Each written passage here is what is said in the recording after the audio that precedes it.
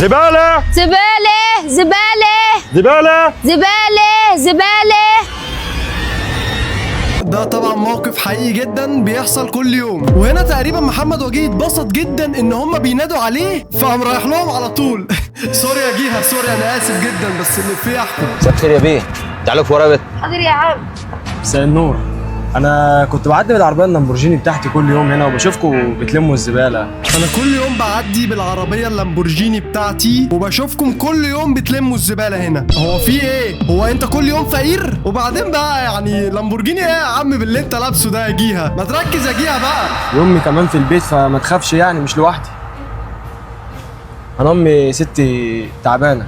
والله يا جيها ما حد طالع تعبان في الفيديو ده غيرك. انا قاعد كده بتفرج بقالي حبه، والملخص عشان اختصر عليكم ان هو اعجب بالبنت دي وعايز ياخدها البيت عنده باي طريقه، فايه بقى جه في دماغه ان هو يشتريهم ويشغلهم عنده. على نعمة الناس اتجننت.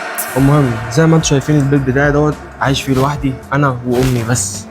فحضرتك لو عايز تطلع تشوف والدتي وهي نايمه، حضرتك لو عايز تطلع تشوف امي وهي نايمه كارت فودافون ب 100، انما بقى لو هتستناها لما تصحى فكارت ب 50. هو ايه اللي انا بقوله ده؟ وايه اللي انت بتقوله ده؟ ما تركز بقى يا جيها.